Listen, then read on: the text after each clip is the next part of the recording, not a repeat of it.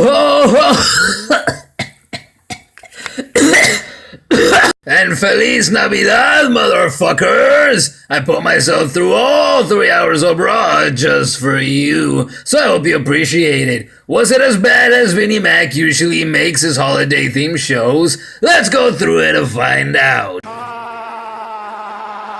Raw opened up with the now former poster boy himself, John Cena! Because of course you open up the show with Cena if you've got him. And what's more, we got to see that the powers that be clearly have some confidence in Elias because they had him work with him in this special occasion. Elias sucker punched Cena right after he joined in to sing with him, and then he kicked him some more while he was down, challenged him to a match. The match happened, and he lost, but duh, he lost. It's a Christmas episode of Raw. You want people to go home happy by having the heroes win. And Elias only gets better every week because he knows how to play off the crowd really well up to this point. Again, the company is clearly behind him. It was great to see him do what he did, and it was good stuff for what it was. And also, Chicago, you guys are dicks for trying to sabotage the show with your fucking CM Punk chants. I mean, really? You couldn't hold it in, could ya? But at least the two men grabbed you by your tiny balls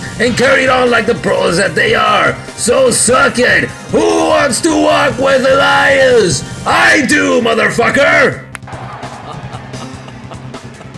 Instead of being caught texting this week, Kurt Angle got caught lost in the Christmas spirit while he stared at a Christmas tree. But furthermore, Rollins and Jordan went to him again at his request, and they both started bickering again about how badly they want Samoa Joe again. And Kurt shut them right the hell up by telling them that he was putting them in a tag match together against the Bar for the tag titles. And you know what? I dig that! I said so on Twitter, because I think that the dynamic between them will be interesting to watch, and since I write the script as I'm watching the show, I haven't seen the match yet, and knowing all four performers, it'll probably make for a great match, even if you exclude the possible shenanigans that might take place between Rollins and Jordan.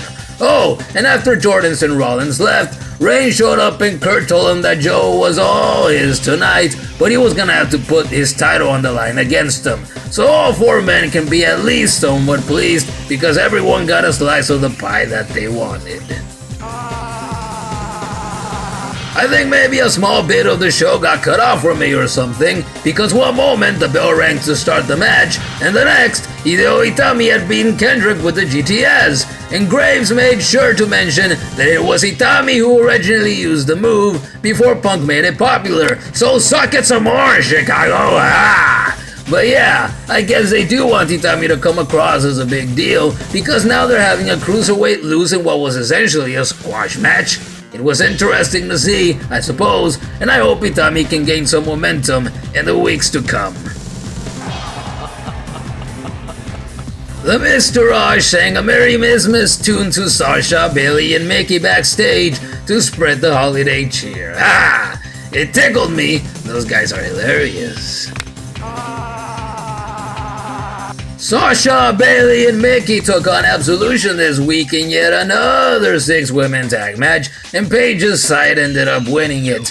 And I'm not gonna lie to you, I honestly didn't care about it when the bell rang, because we've seen a billion of these past few years, and even the talent themselves have said that they like to do more than just randomly thrown together matches every week, and often with the same people. You know that more thought needs to definitely be given to the women. And I was gonna put this whole match down, but the women worked their asses off to put on a good show, and the crowd definitely ended up getting into it.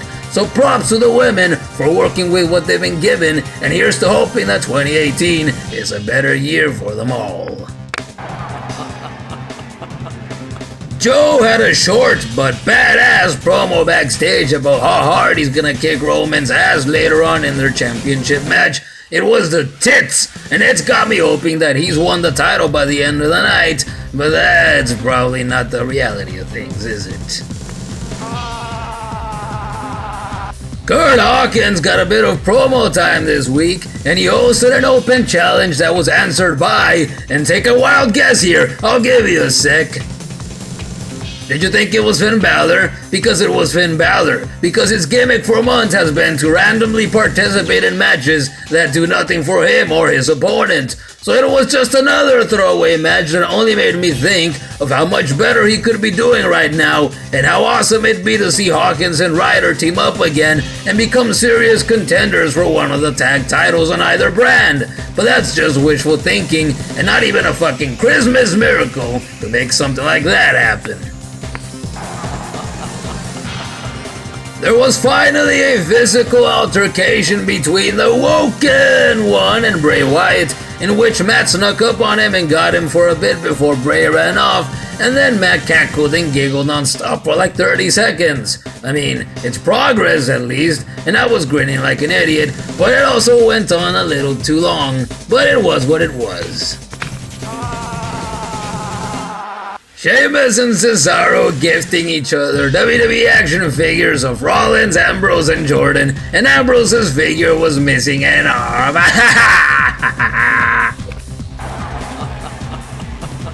A Christmas-themed six-man tag match featuring the Cruiserweights. Every time the division seems to be going up, they find a way to take it back down. Was it really necessary? Weren't the presents and other decorations on the stage enough? Wasn't the Mr. Rush singing Miss songs enough? This is the kind of shit I was dreading from the moment I learned that this show was happening. I skipped this shit, cause the talent deserved better.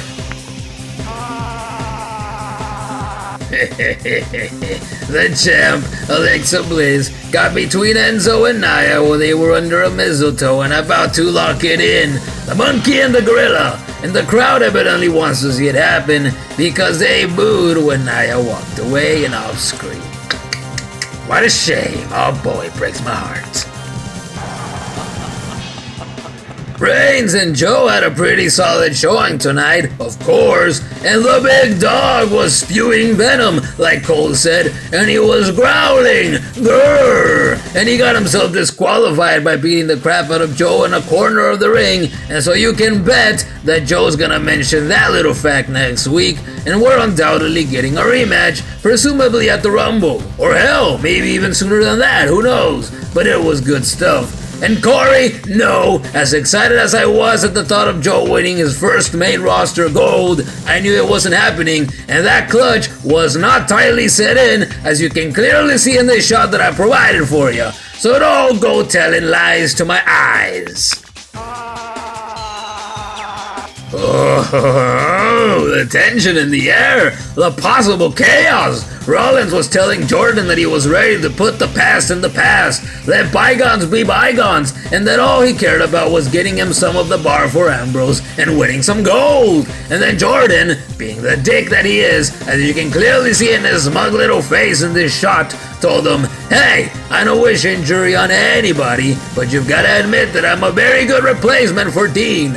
And Rollins got in his face and told him, look, fuckface, I don't care how good you think you are, but you are not Dean Ambrose. Ah, it was great stuff. Strowman squashed the Mr. Rush, and not only did he squash them, he repeatedly hit them both with his signature running power slam to the crowd's request and content. And that's all you can say about that. Our goddess Alexa Bliss got her lights knocked out by Asuka, who revealed that she'll be in the Rumble to no one's surprise, and it was awesome. I've seen a lot of people complaining that Asuka winning the Rumble is too predictable, and I agree with that because I also feel that she doesn't need to win. The victory could go to someone else that could be a bit more shocking because Asuka is undoubtedly going to become champion one day anyway.